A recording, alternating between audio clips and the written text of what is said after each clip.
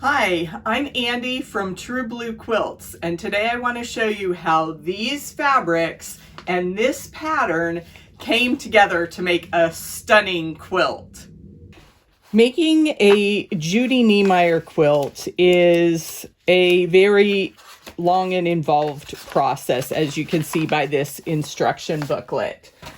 My first challenge was to decide how the various fabrics would work in the pattern.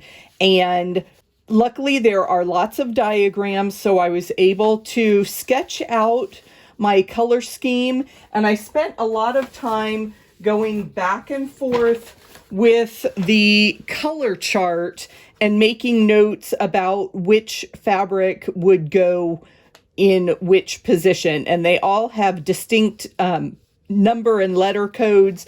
And so using that and some sticky notes, I was able to get organized and start paper piecing.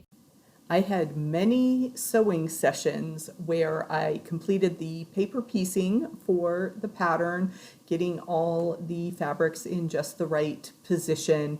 And I love paper piecing, and I've got other videos that show you how to do that. But of course, once you have sewn all the paper on, you then have to spend some time tearing the papers off. And this is not quite the terrible chore that it seems to be. Just pop a good movie on Netflix and you'll be done in no time. Here are all of the paper pieced components. The next step is to insert the curved sections, and I will have some tips and tricks at the end of this video, so stay tuned for some help sewing with curves. But I added the curved pieces and the quilt really starts to come together. You sew the background fabrics so that everything is put together in quadrants, and then the final quilt comes together. This is my finished Lone Star quilt using the pattern Andromeda by Judy Niemeyer. You can find it at quiltworks.com. And I wanted to give you a close-up view because I really had fun with the free motion quilting on this quilt. So I'll bring you in for a close-up view. It really has a lot of movement in that center section. So I used a single-sided feather in the arced portions, continuous curves in the center diamonds, and then I did a motif that I like to call a coffee bean in these outer diamonds, and then a simple square spiral and some wavy lines for the rest of the quilt. So you can see there the spiky arc portions, the additional stars, and then just some circles there around the edge and wavy lines echoing the corner. So those are the details. And I have a fun surprise on the back. So let's take a look at that. Here is the back of the Andromeda quilt. I used large squares of my leftover fabric to make a lazy Lemoyne star, and I will link that tutorial in the description below.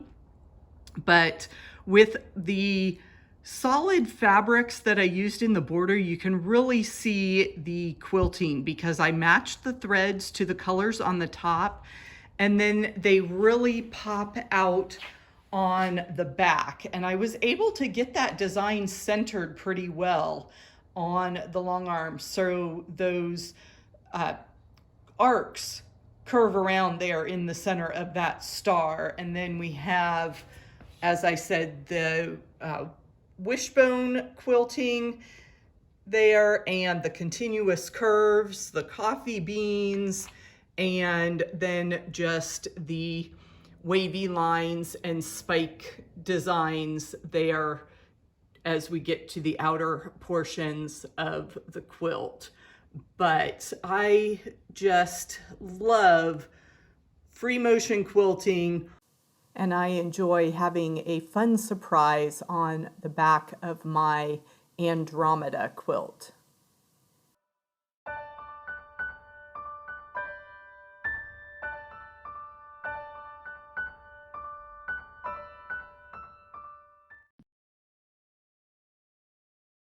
Let's get set up for sewing some curves. First, I have my template for a drunkard's path. This is a classic quarter circle block template, and I used my EQ8 software to print a 7-inch block with the seam allowance. And then I used these paper templates to cut my 2 pieces of fabric, and you can see that because of the seam allowances, those curves don't exactly fit. So that's where the struggle sometimes comes in, because you're maneuvering that fabric and trying to make those 2 pieces that aren't exactly lined up, make them fit. So some people like to glue their seams.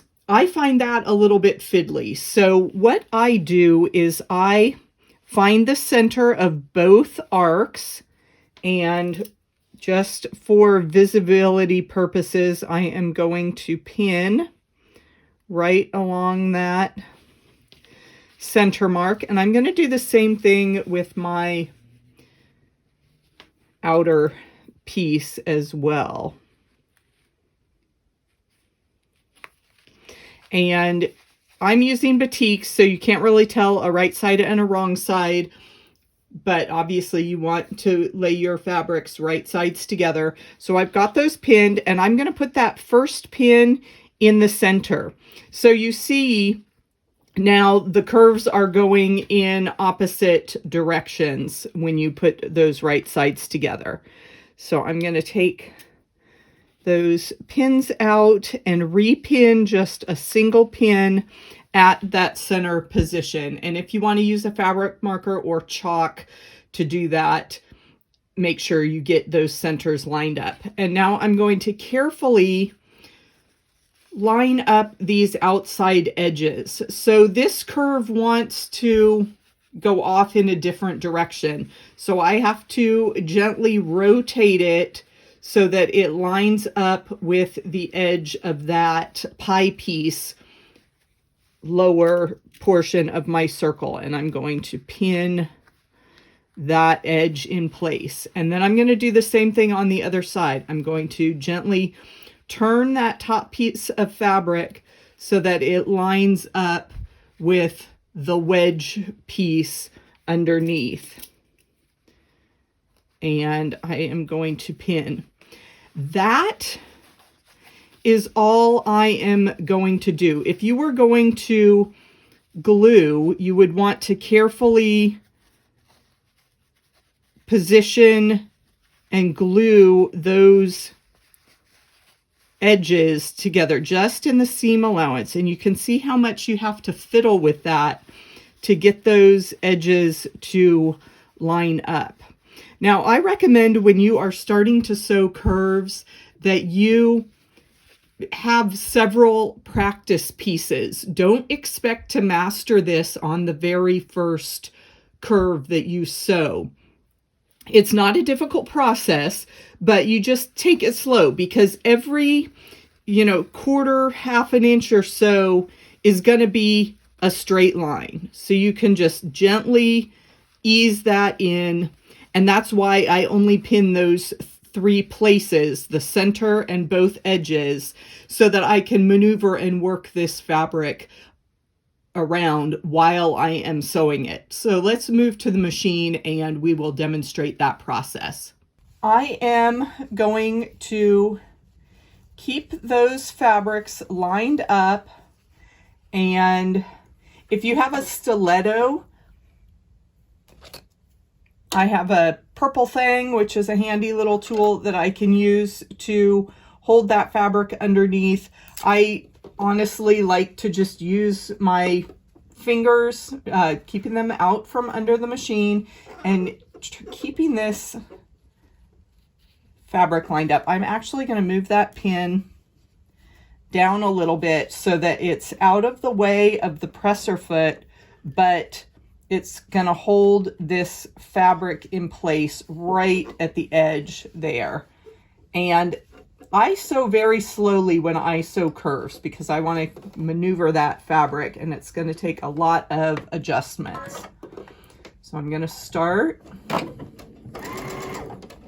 and then I'm picking up this top fabric so that it stays right in line with the bottom fabric, and I'm kind of gently pulling it towards the back of the machine so that it stays flat right under the needle and stays in line with the bottom fabric. So we have little bursts of quick stitching. If you can get that speed down so that it's nice and consistent at whatever tempo fits your sewing, and then I can move this curve around a little more so that it stays lined up. Keep that center pin so we're at the halfway mark. Keep that center pin out of the way. And again, I'm keeping this bottom edge lined up, and I am just gently positioning that top fabric in line with the bottom fabric.